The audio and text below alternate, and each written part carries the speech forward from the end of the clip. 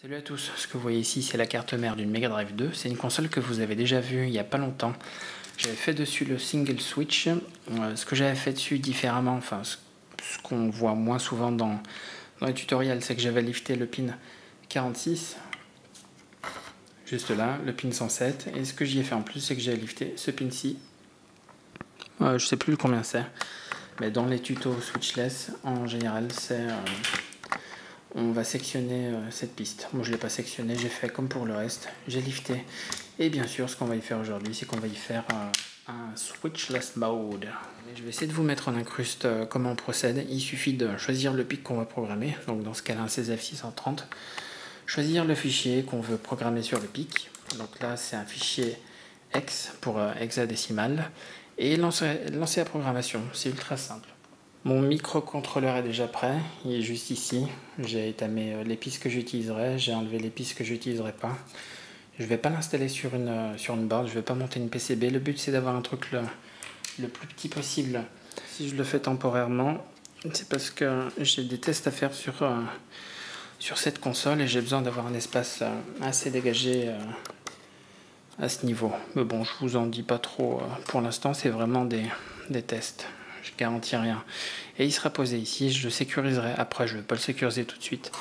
Il n'y a pas matière à le faire pour l'instant. Ça c'était mal étamé. Hop. Et en gros c'est parti. Donc le pin que j'avais lifté ici, c'est le pin qui définit la langue, anglais ou japonais. Le pin de gauche, c'est la fréquence, 50-60 Hz. Ça c'est le bouton reset. Il va falloir l'alimenter en 5 volts. L'alimentation en 5 volts, c'est par la broche 1, la masse c'est par celle-ci. Ensuite, je vous mets en incruste le schéma de MMMonkey. C'est le schéma qui est à la base destiné à la... comment ça s'appelle ? À Saturne. Au niveau des LED et des résistances, on fera un truc un petit peu différemment, mais ça sera sensiblement la même chose. On aura le 50-60 Hz sur cette broche, le reset sur celle-ci. Et en JP, je sais plus lequel c'est, à la place du JP6 et JP10, on ira se connecter juste là. 5 volts, on les reprend en bas de cette résistance. La masse, on la reprend ici. On connectera aussi la moitié, enfin la broche centrale de la LED à cette partie-là via une résistance. On mettra les couleurs ensuite sur celle-là et celle-là. J'espère que ça a été assez clair. Je speed un petit peu, mais vous allez comprendre le principe. Comme d'hab, c'est très facile. Au niveau des câbles, je ne vais pas utiliser de code de couleur particulier. Je vous laisse faire votre popote. C'est vrai que l'idéal, c'est d'utiliser du rouge pour les 5 volts, du noir pour la masse, etc. etc. Faites comme vous le sentez. C'est pas une console qui va rester... Enfin, pour moi, c'est un mode temporaire. Donc, si vous faites un truc plus définitif, faites comme vous voulez. Gardez à l'esprit que votre console restera fermée, donc ça n'a pas forcément trop d'importance. Le but, c'est de faire un truc propre, pas, enfin beau. Après, c'est vous qui voyez. Je vais commencer par mes 5 volts.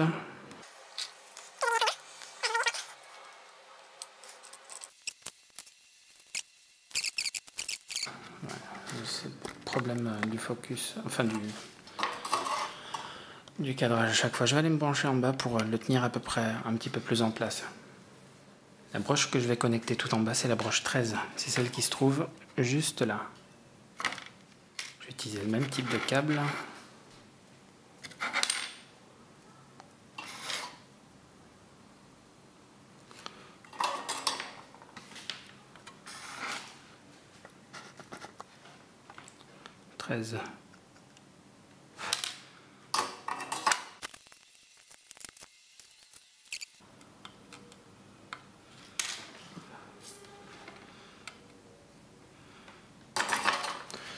Voilà, mon bin s'y tient à peu près en place. Next, je vais connecter la masse. Donc on a dit broche 14. La masse, je la récupère juste là. Là j'y mettrai aussi la résistance qui ira jusqu'à la LED. Hop.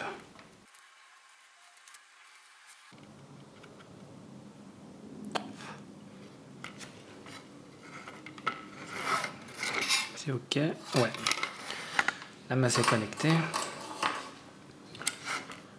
Ce que je vais faire, je vais dessouder la LED. Voilà, on va faire ça comme ça. c'est mieux. Ma résistance.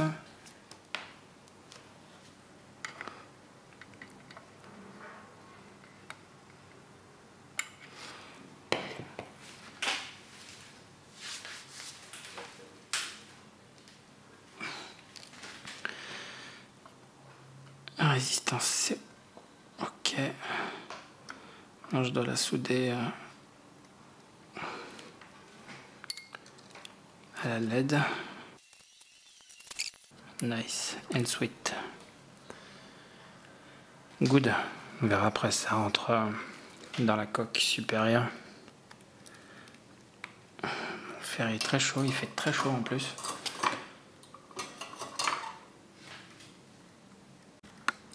Ensuite j'ai ma broche 50-60 Hz. Broche 47 à aller souder au microcontrôleur. Comme je suis droitier, je vais faire comme ça. C'est putain de sombre quand même. Non, j'en chie trop. Je vais le faire à l'envers alors. Je sais pas si je vous avais dans le cadre, mais bon. On va se le faire comme ça.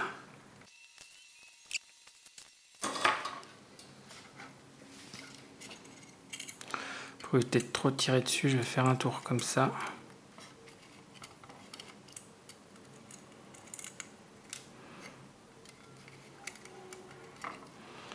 On a connu mieux, mais bon.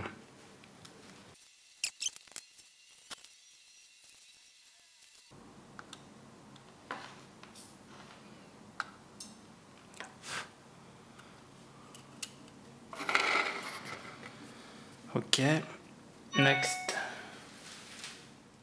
On va se faire la même chose avec la broche destinée à la langue. Chier, j'arrive pas à le... Est-ce que je peux pas vraiment le mettre dans ce sens?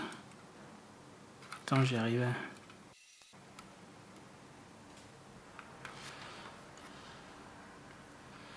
Si ça a l'air ok.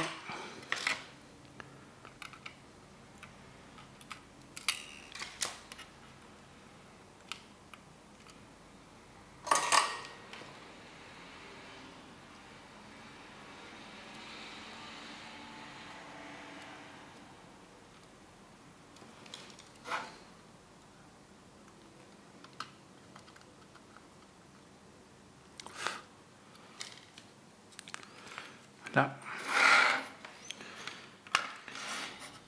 Et comme j'aime pas ce fil là qui part n'importe comment, je vais le refaire.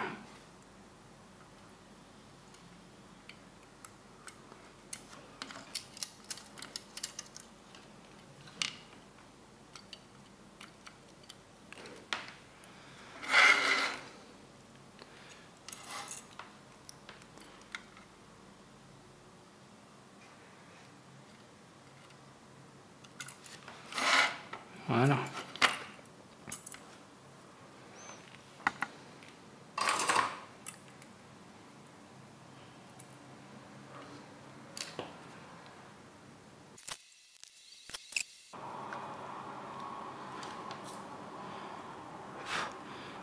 Voilà, broche numéro 3. Next.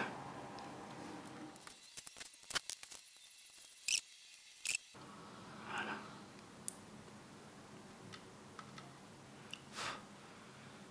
Sweet.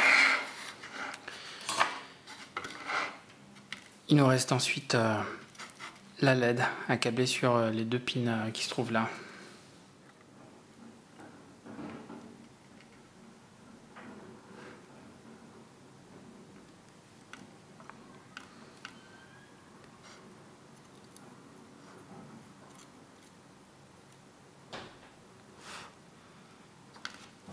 Ok.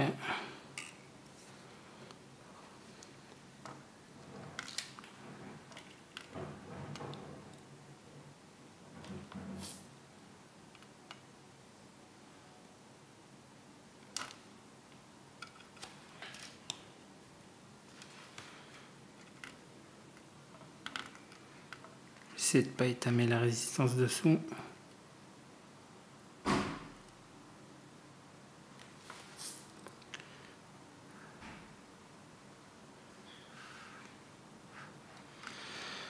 Voilà, j'imagine qu'on n'a plus qu'à tester maintenant.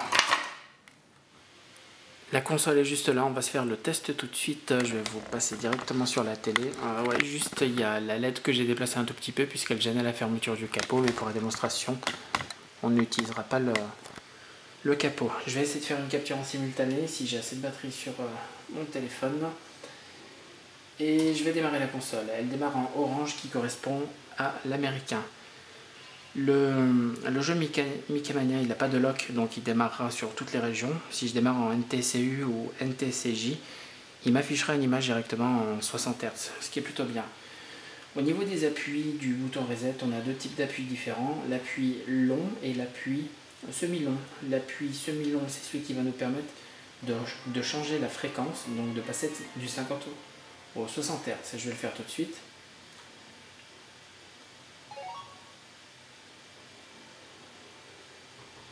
Donc ça clignote, ouais. Vous voyez que la bande noire est apparue en bas. Alors en fait, quand on fait l'appui semi-long, vous pouvez voir que la LED clignote d'une couleur différente. Lorsqu'elle clignote rapidement, ça veut dire qu'on passe en 60 Hz. Et lorsqu'elle clignote lentement, c'est qu'on passe au 50 Hz. Pour l'appui long, on a le sélecteur de région qui arrive. Donc rouge, vert, orange. Rouge, vert, orange. NTCJ, PAL, NTCU. Japon, Europe et Amérique, enfin États-Unis. Je suis passé en US, le jeu démarre naturellement en US. Maintenant, si on se fait un test avec un jeu qui accepte de démarrer qu'en japonais. Voici, on va le démarrer. Là, je suis en US, il va pas fonctionner. Je vais passer en Jap. Je relâche et le jeu démarre correctement. Je vais pousser le vis à passer à un jeu Jap en 50 Hz, ce qui est complètement débile puisque c'est un jeu Jap en 60 Hz. Mais ça marche quand même. Donc voilà, vous avez vu le principe du bordel. En tout cas, c'est tout pour moi pour cette partie Switch là sur Mega Drive 2. Je vous dis à plus.